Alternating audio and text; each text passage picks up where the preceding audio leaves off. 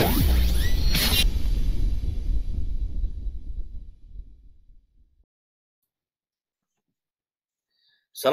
warahmatullahi wabarakatuh, Bang Ahmad Kosinuddin. Gimana kabarnya, Bang? Pagi ini, Wa- Bang. Waalaikumsalam warahmatullahi wabarakatuh. Alhamdulillah kabar baik. Cak, selamat sehat Nam- juga. Toh.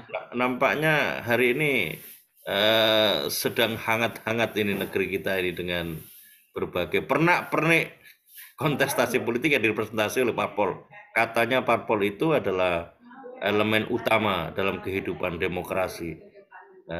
Seperti apa kehidupan parpol dan masa depan parpol itu akan sangat menentukan masa depan demokrasi. Nah, kita sedang bicara masalah geger di antara koalisi pemerintahan Presiden Hmm. Jokowi terkait dengan calon-calon yang diusung dan intrik-intrik yang ada di parpol, dan tentu saja masih dalam domain pembahasan cawe-cawenya Presiden Jokowi untuk Hmm. memastikan all presiden min, dan seperti apa ini konstelasi terbaru terkait dengan dinamika terutama yang ada di tubuh Golkar yang kabarnya juga hampir mirip-mirip 11-12 dengan keadaan yang ada di Demokrat. Seperti apa nih, Bang Ahmad Kusindin?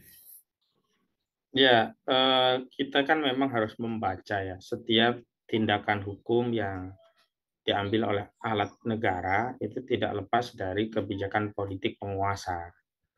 Maksud saya adalah bahwa ketika Erlangga Hartarto ya Ketua Umum Partai Golkar akhirnya dipanggil dalam kasus korupsi minyak goreng yang sebelumnya dia tidak pernah tersentuh ya, dan setelah itu juga dia kemudian menyatakan tidak akan mendukung Anies Baswedan, padahal sebelumnya ketika Golkar kan saat itu punya punya koalisi ya dengan P3, satu lagi dengan PAN untuk membawa poros baru di mana leading poros itu adalah Golkar. Tapi tiba-tiba secara sepihak kan P3 setelah melakukan musyawarah nasional di Yogyakarta kemudian mengajukan dukungan politik kepada Ganjar Pranowo.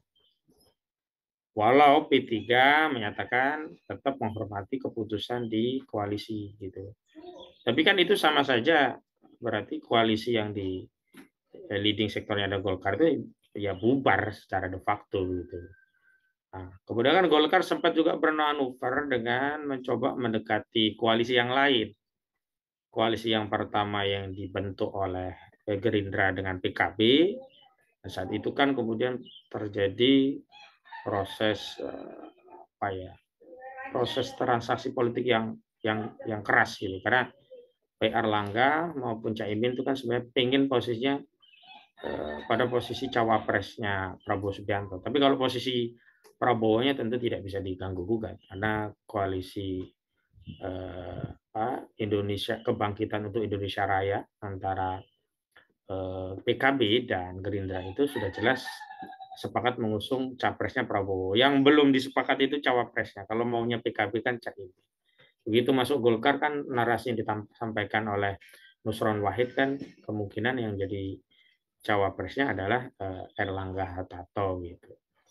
Nah, pada saat yang sama juga Erlangga menemui Partai Demokrat, partainya SBY.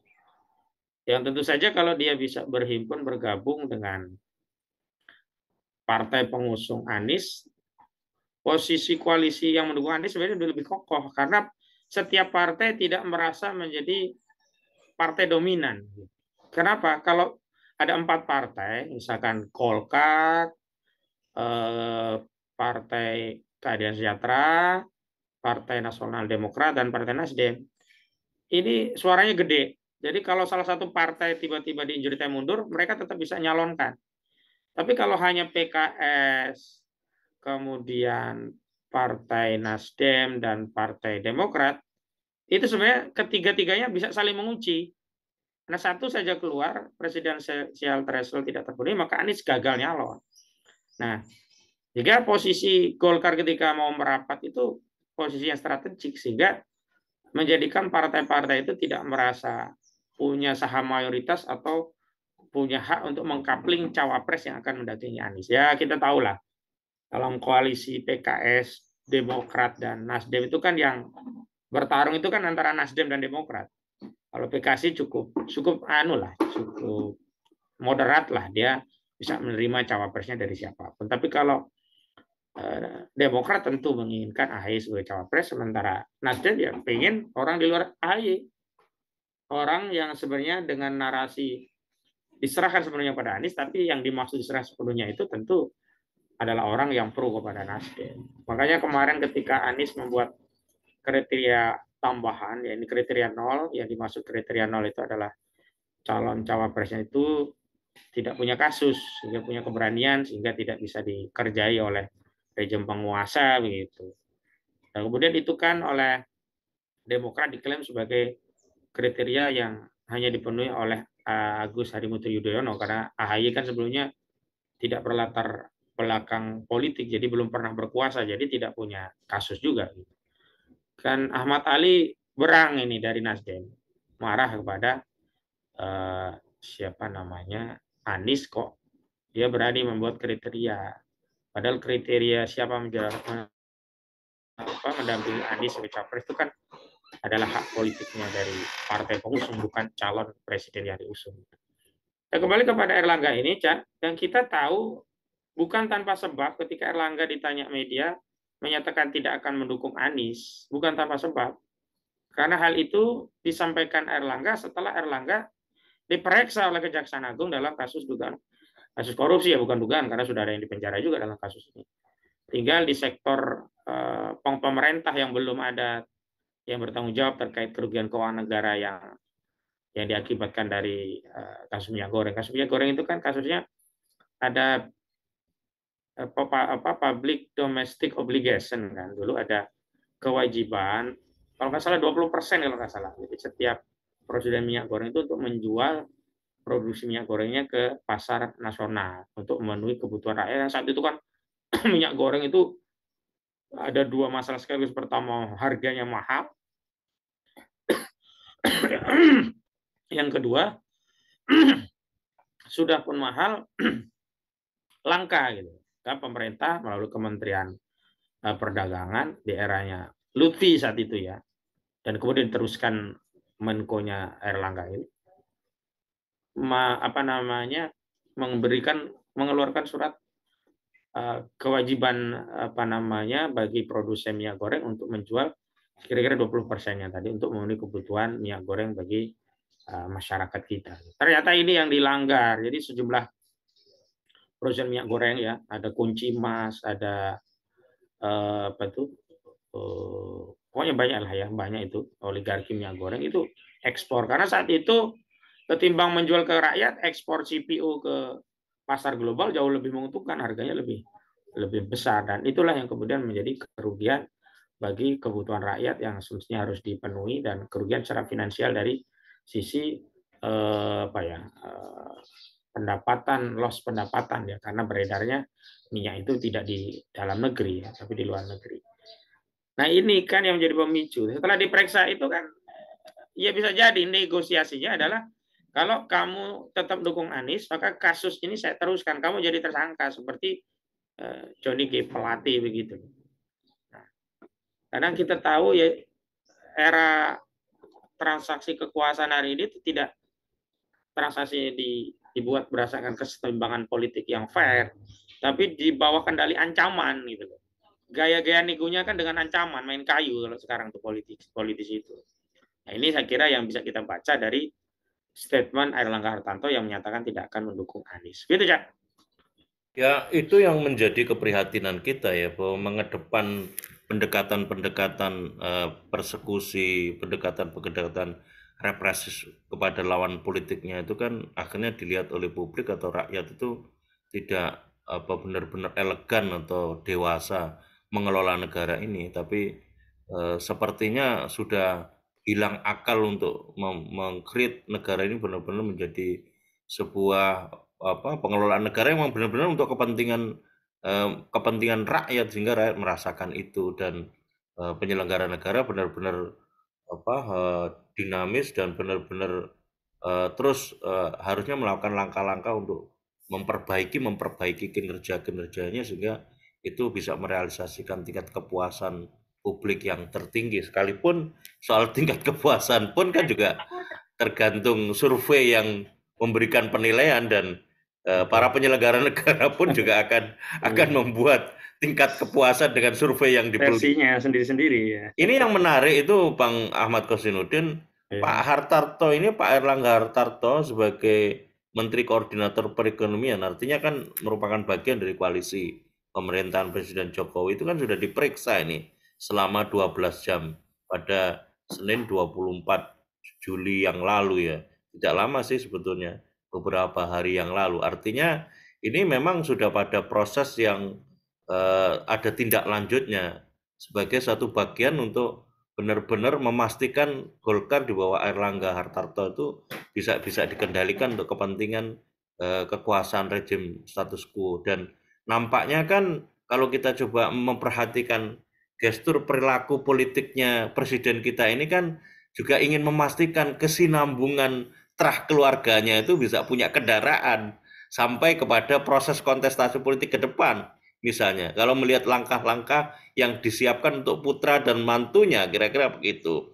Tapi pilihannya nanti apakah itu berada di parpol tertentu yang besar, apakah Gerindra katakanlah begitu, atau Golkar, ini yang masih publik lihat. Tetapi yang perlu digarisbawahi itu adalah sahwat kekuasaan itu sudah sedemikian rupa merupakan bagian dari manuver-manuver politik yang dilakukan oleh presiden kita untuk memastikan benar-benar koridor koalisi yang dibentuk ini sampai kemudian bisa memastikan bagaimana nanti calon presiden berikutnya itu bisa melanjutkan legacy yang dia jalankan, Bang Ahmad Kossudin. Ya, jadi menarik, Cak. Kan beberapa hari ini kan rame ya laporan relawan Jokowi terhadap Rocky Gerung terkait ujaran bajingan tolol itu ya. Nah, di situ saya tidak fokus ke bajingan tololnya. Di situ menarik kritik Rocky Gerung, di mana Jokowi mondar-mandir ke Cina, mondar-mandir dari satu koalisi ke koalisi lainnya, itu tidak sedang memikirkan kita, tapi sedang memikirkan dirinya. Karena begini ya, saya sambung dengan pernyataan Budi Aris Setiaji. Di benak para politisi itu kan, kalau terpaksa melakukan sesuatu karena diancam, dia kan misalnya nih ya, diancam kalau nggak ikut dukung koalisi, nanti masuk penjara. Dia dukung, tapi kan batinnya kan tetap berontak itu. Dalam batin politisi itu pasti dia katakan, tunggu kalau saya berkuasa, tunggu nanti kalau gantian berkuasa, gantian kamu yang akan saya penjarakan. Dan itu terkonfirmasi, lugas disampaikan oleh relawan Jokowi ya, Projo ya, si Budi Aris Setiaji yang sekarang menjadi Menteri Komunikasi dan Informasi menggantikan Johnny G. Plate itu. Dia katakan, loh ini resikonya kalau kalah dalam pilpres itu penjara nanti. Jadi yang Cak Selamat katakan tadi itu sebenarnya adalah bagian dari beban politik Jokowi yang dimana dia tidak hanya punya beban setelah lengser itu harus menyelamatkan dirinya, tapi juga menyelamatkan keluarganya. Nah, dia sudah membangun kekuasaan dinasti itu. Ada melalui menantunya di wali kota Medan, ada anaknya di Solo, terus ada lagi nih Kaisang katanya mau ikut di Depok. Ini kan harus tetap harus tetap dipertahankan, diamankan. Dan Jokowi juga tentu membaca kegeraman masyarakat yang menginginkan tanggung jawab Jokowi yang saat berkuasa, ketika dimintai pertanggungjawaban dengan kekuasaan yang ada, Jokowi bisa menghindari pertanggungjawaban itu. Yang sederhana lah ya, diminta tanggung jawab kalau punya ijazah asli, bawa ijazah aslinya ke pengadilan, ke persidangan. Kan kemarin nggak dibawa itu, padahal itu kewajiban hukum, bukan sekedar kewajiban yang sifatnya non hukum, kewajiban konstitusional. Nah, bisa jadi nanti setelah lengser kan dikejar, ditanya mana ijazah asli, mana ijazah aslinya. Nah, kira saya bisa memahami kritik Rocky itu mewakili realitas yang sejatinya. Karena kalau dalam politik itu kita tidak bisa membaca atau mengikuti apa yang disampaikan secara formal saja, tapi di balik statement politisi itu yang harus kita baca rangkaian peristiwanya. Sehingga kita bisa menyimpulkan, misalkan ketika Erlangga menyatakan tidak akan mendukung Anies, itu bukan murni aspirasi politik Partai Golkar, tapi patut juga memang ada tekanan kekuasaan yang mengharuskan Erlangga menyampaikan itu. Kalau tidak, ya tekanan itu akan diaktualisasikan melalui proses hukum yang menimpa Erlangga. Nah, apalagi Golkar itu kan pemain lama ya, dia tidak punya karakter melawan kekuasaan. Dari dulu dia memang selalu ingin ada di lingkaran kekuasaan. Makanya kemarin ketika politisi PDIP ya mengkritik Golkar karena Golkar itu jatah menterinya banyak, Menko saja 2, ada Menko Maritim dan Investasi Luhut Binsar Panjaitan dan Menko Erlangga Hartarto ya. Yang kritik itu siapa itu ya? Nababan itu saya lupa namanya. Kan jawaban dari kader partai Golkar lainnya ya Golkar memang punya visi berkarya, dan untuk berkarya itu memang harus punya kuasa atau berkuasa. Jadi karakter Golkar yang seperti itu yang menihilkan posisi Golkar untuk menjadi kelompok oposan. Pernah sih Golkar sebentar jadi oposan di era Ical ya saat itu. Tapi kan Ical dikerjai saat itu. Muncul kongres luar biasa yang menghasilkan Agung Laksono sebagai ketua umum di Ancol. Akhirnya terjadi konsolidasi Golkar. Mereka nggak mau dipecah-pecah, lah lebih baik kita nimbrung kekuasaan. Nah, zaman Setia Novanto Golkar kemudian berkoalisi dengan kekuasaan. Saya kira itu Cak pandangan yang bisa saya sampaikan. Ya, akhirnya memang publik mempertanyakan ya seberapa sebetulnya iklim kehidupan parpol itu benar-benar menjadi representasi dari tatanan kehidupan kelola negara saat ini. Karena kalau kita bicara masalah para penyelenggara negara itu pun juga jabatan penyelenggaraan negara, para penyelenggara negara itu kan tidak bisa ditutup mata juga sebagai sebuah jabatan politik kan begitu. Yang merepresentasikan seperti apa sebetulnya bargaining politik di antara para elit penguasa itu, elit-elit politik yang memenangkan pertarungan kontestasi politik. Termasuk kalau kita belajar dari Golkar itu kan tidak bisa dipungkiri friksi yang ada di internal Golkar itu sesungguhnya adalah representasi dari pertarungan di antara elit sendiri untuk mengambil kue-kue kekuasaan dominan, sehingga yang terjadi adalah justru yang menonjol dirasakan oleh publik ditangkap itu kan kepentingan-kepentingan golongan, kepentingan-kepentingan keluarga mungkin secara lebih spesifik, bukan memperhatikan kepentingan rakyat. Misalnya sinyalemennya Idrus Marham yang menyatakan Erlangga melakukan manuver politik termasuk info Munaslup ya, Munaslup ya. musyawarah nasional luar biasa yang Abu Rizal Bakri juga sudah memberikan pernyataan di tengah info LBP diantaranya yang merupakan calon gitu. Nanti seperti apa ini kalau kita baca arah ke depannya Golkar, apakah bisa dikendalikan atau dia benar-benar bisa merepresentasikan keinginan masyarakat yang direpresentasikan. Sementara ini kalau kita bicara masalah kontestasi politik ya di koalisi perubahan untuk persatuan, sekalipun banyak pertanyaan terkait dengan mekanisme elektoral ini, elektoralnya apakah memang benar bisa menghadirkan figur pemimpin dan sistem kepemimpinan yang menghadirkan realitas pelayanan kepada masyarakat, Bang Ahmad Kusnudin. Ya, ya Golkar itu kan seperti partai yang lainnya juga, sangat pragmatis gitu. Jadi jangan berharap Golkar itu akan mengambil peran, kalau istilah orang Jawa ya, ngetih gitu ya, nggak ada. Golkar itu akan pragmatis dan akan berkompromi dengan keadaan. Tinggal mereka berhitung kesetimbangan politik apa yang bisa mereka capai dalam 2 koridor ya. Pertama, kesetimbangan politik internal. Nanti kalau di internal terjadi kompromi, Munaslup akan gagal. Erlangga tetap akan melanjutkan tahta Golkar sampai paripurna dengan sejumlah komitmen. Misalkan harus mengikuti arahan-arahan Luhut atau apa ini. Ini adalah kesetimbangan yang mungkin akan dicapai di internal. Yang kedua, kesetimbangan yang akan dicapai melalui kompromi dengan penguasa. Termasuk tadi, kalau Golkar memberikan jaminan tidak akan mendukung Anies, apa bagian bagi Golkar? Gitu. 1, misalnya kasusnya tidak dilanjutkan. 2, Menteri Golkar akan dipertahankan sampai paripurna. Kita tahu, sudah ada menteri yang diambil dari Nasdem 1. Padahal kalau kita perhatikan kasus-kasus yang sebelumnya, kalau menteri kena korupsi itu, menteri penggantinya ya dari partai koalisi sebelumnya. Nah, kasus Nasdem ini kan enggak. Itu menterinya kena kasus korupsi, Johnny G. Plate, justru posisi strategik Kominfo ya, dalam konteks pemilu sekarang kan strategis sekali Kominfo itu. Itu diberikan kepada Budi Ari Setiaji yang notabene-nya bukan orang parpol, itu relawan dari pendukung Jokowi, Projo gitu. Saya juga justru menegaskan bahwa pertarungan politik itu brutalnya luar biasa. Artinya kriminalisasi penekanan main kayu itu tidak hanya dilakukan kepada tokoh atau masyarakat, misalkan ormas, ya bukan hanya dilakukan terhadap HTI dan FPI. Ya kita tahulah, HTI dulu diperlakukan sedemikian rupa itu salahnya apa? HTI hanya menjalankan dakwah, menyampaikan kepada masyarakat tentang kewajiban khilafah, pentingnya khilafah ini diperjuangkan. Karena HTI tidak pernah memaksa. Bahwa ada yang beda pendapat, ya biasa saja. Tapi ketika ada yang beda pendapat, HTI berusaha meyakinkan kepada umat, ini loh argumentasi khilafah itu lebih roji, ini dalilnya.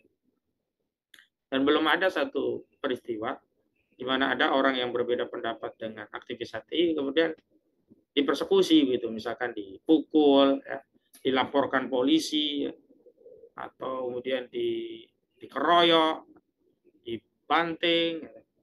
Nggak ada. Sampai kasus-kasus yang sebenarnya umum terjadi di partai itu nggak ada juga di HTI, misalkan korup. Kalau di partai politik lain kan umum korup itu. Bahkan di institusi lain itu kan juga banyak ya. Bukan hanya partai, institusi kepolisian, kehakiman, kejaksaan, itu kan oknum-oknum yang korup kan juga banyak. Di HTI nggak ada. Kalau di institusi kepolisian lebih parah lagi. Ada yang polisi korupsi, polisi bunuh polisi berzina dengan istri polisi lainnya, berzina dengan bidan, nah macam-macam itu kan kasusnya banyak. Nah ini kan nggak ada di kasus HTI. Itu juga mendapatkan kriminalisasi. Saat itu mungkin ada perpandangan, oh HTI begitu kan karena beda, tidak masuk ke koalisi penguasa, karena kritis terhadap rezim. Saat itu asumsinya katakanlah demikian. Dan hari ini terbukti enggak juga. Orang yang di koalisi pun sekarang dihajar kalau tidak sesuai dengan kehendak. Gitu. Ini brutal sekali gitu loh. Jadi jangan Anda juga yang hari ini ada di koalisi parpol bersama penguasa, jangan merasa tenang. Anda tidak mendapatkan kriminalisasi persekusi sepanjang Anda sama posisinya. Kalau beda pendapat, Anda bisa menjadi korban. Pertanyaannya, apakah akan selamanya Anda akan mengingkari akal sehat Anda untuk selalu membersamai penguasa yang Anda tidak bisa ikuti pendapatnya karena kezaliman itu makin keras dan nanti Anda juga khawatir kalau tetap membersamai penguasa akan ikut diamuk oleh rakyat, kan enggak. Nah ini yang kemudian saatnya sebenarnya menurut saya seluruh elemen yang ada baik di parpol maupun di pergerakan termasuk tokoh-tokoh kita itu untuk bersatu. Ini udah keterlaluan rejim ini. Cuman ya memang harus ada trigger. Nah kasus Rocky Gerung itu menurut saya lumayan men-trigger gitu. Tinggal kita harus hadir dalam kasus itu dalam bentuk untuk mengadvokasi, memberikan dukungan, bukan memberikan dukungan terhadap gaya Rocky-nya ya. Kalau gaya kita beda-beda lah. Rocky menggunakan gaya dengan ungkapan frase yang menurut saya sarkas ya, misalkan ujaran bajingan tolol kan mungkin bagi sebagian yang lain kan dah ahsan itu ya. Kita tidak sedang memposisikan membela bajingan tolol yang tidak, tapi membela sikap kritis rakyat yang sebenarnya itu bagian dari kebebasan pendapat. Ya kalau dibandingkan dengan kejahatan rejim ya, akhlak moralnya rejim, moral rejim lebih bejat. Dia numpuk utang semaunya di tengah penderitaan rakyat. Ayo, sekarang bejat mana? Ungkapan Rocky hanya mengatakan bajingan tolol atau dengan rejim yang terus menumpuk utang di tengah penderitaan rakyat, terus naikin pajak di saat rakyat sulit kena pandemi, ya terus ya menjual aset kita kepada asing dan asing di tengah kita butuh aset, terus misalkan ya memberikan hasil tambang kita misalkan kemarin seperti nikel itu kan 5 juta ton dikirim ke Cina, padahal sudah ada keputusan presiden tidak boleh ekspor konsentrat nikel, kok diabaikan. Itu nggak bisa kita katakan itu kecolongan. Nggak bisa, itu terlibat negara. 5 juta ton 2020 sampai 2021 kok kecolongan. Kecuali ya yang diselundupkan itu 5 gram nikel gitu. Bisalah kecolongan karena nikelnya dikantongi gitu. Nah ini 5 juta ton. Itu pakai kapal-kapal tongkang, kapal-kapal besar ya. Begitu, Cak. Ya terakhir Bang Ahmad Kosidin, silahkan. Saya melihatnya ini yang pertama penting juga memberikan perhatian atau mengawal simbol-simbol kritik ya yang direpresentasi seperti misalnya Rocky Gerung dan Refli Harun. Tapi penting juga kita bisa memahami arah ke depan iklim kehidupan parpol di tengah ekosistem politik sekarang ini, existing saat ini untuk bisa merealisasikan iklim kehidupan parpol yang ideal, yang sebenarnya dalam ekosistem tentu sebagai seorang muslim kita maunya ekosistemnya itu adalah ekosistem Islam dan disitulah representasi khilafah mendapatkan urgensinya Bang Ahmad Kosidin. Ya memang kita harus membentuk ekosistem tersendiri ya, membentuk komunitas yang punya keyakinan bahwa negeri ini akan bisa diperbaiki dengan Islam, membentuk jamaah yang jamaah itu akan tetap konsisten di tengah harus gelombang peradaban yang luar biasa, sangat materialistis ya, membangun komitmen untuk terus ya membersamai rakyat di tengah hambatan, tantangan dan gangguan yang makin dahsyat gitu. Di tengah potensi di persekusi, dikriminalisasi dan seterusnya. Sambil terus menambah keyakinan kita bahwa terlepas kondisi existing ini sudah sedemikian rusaknya. Gitu. Sepanjang Allah berikan pertolongan, kita pasti keluar dari seluruh masalah yang mendera negeri ini. Dan untuk mendapatkan pertolongan Allah, ya tidak ada cara lain kecuali kita memberikan ketaatan yang paripurna. Dan karena itu narasi perubahan yang kita usung harus menuju perubahan yang ke arah Islam gitu. Sebab kalau perubahannya tidak ke arah Islam, niscaya akan gagal. Niscaya akan sia-sia. Dan untuk mengarah pada narasi perubahan terhadap Islam itu dibutuhkan banyak lisan-lisan yang terus membincangkan perubahan menuju Islam tadi. Tidak harus menunggu menjadi syekh, menjadi ulama, menjadi ustadz. Ya, balighu anni walau ayah. Kalau taunya khilafah itu wajib ajaran Islam, ya sampaikan. Khilafah wajib ajaran Islam, khilafah wajib ajaran Islam. Terus aja nggak apa-apa. Dikatakan orang-orang gila juga nggak apa-apa. Karena kenapa? Keyakinan itu akan muncul setelah diulang-ulang, kemudian yakin, nah kemudian bisa diaplikasi. Kalau kita tidak kemudian mengulang-ulang, apalagi menghindari dakwah menuju Islam dengan dalih khawatir terkena kriminalisasi, terus siapa yang akan mendakwah? Nah kalau khilafah sebagai masa depan umat ini tidak kemudian kita ulang-ulang kita dakwahkan, kapan akan menjadi keyakinan? Terus kalau tidak ada keyakinan umat akan Islam, kapan terjadi perubahan? Kalau tidak ada perubahan, kapan akan terjadi perbaikan? Itu kan pertanyaan-pertanyaan yang logik, yang sambung menyambung, yang kemudian dikembalikan kepada kita semua. Kita mau mengambil peran apa? Gitu.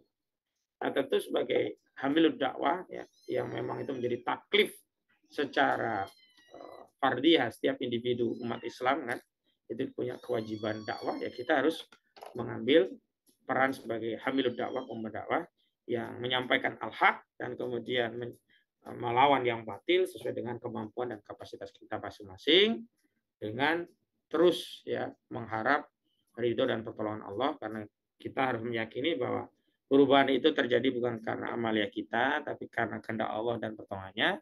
Sementara amalia kita itu adalah bagian dari ikhtiar kita untuk menyelamatkan kita dunia dan akhirat, tanggung jawab kita sebagai hamba Allah, karena kita memang diberi amanah oleh Allah menjadi ibadullah ya, menjadi hamba Allah yang beribadah hanya kepada Allah, sebagaimana firman Allah, wa a'udzubillahi minasyaitonirrajim wa ma khalaqtul jinna wal insan illa liya'budun. Jadi tidak diciptakan jin dan manusia kecuali beribadah kepada Allah. Dan peribadahan kita belum menjadi sempurna sebelum kehidupan kita semuanya itu diatur dengan syariat Islam. Dan pengaturan kehidupan yang total dengan syariat Islam itu hanya mungkin wujud ketika kita mampu menegakkan sistem khilafah. Begitu, Cak. Ya, terima kasih Bang Ahmad Kosidin. Semoga kita bisa benar memposisikan Sama-sama. diri kita dan semoga semuanya didedikasikan semata-mata limardhotillah, bukan mencari pamrih kepada manusia tapi ikhlas karena Allah Subhanahu wa taala. Amin, amin, amin. Terima kasih Bang Ahmad Kosidin atas diskusi kita Ya, hari ini. sama-sama, Cak. Sampai Semoga ketemu lagi ya. senantiasa sehat dan berkah. Assalamualaikum warahmatullahi wabarakatuh. Amin, amin. Waalaikumsalam.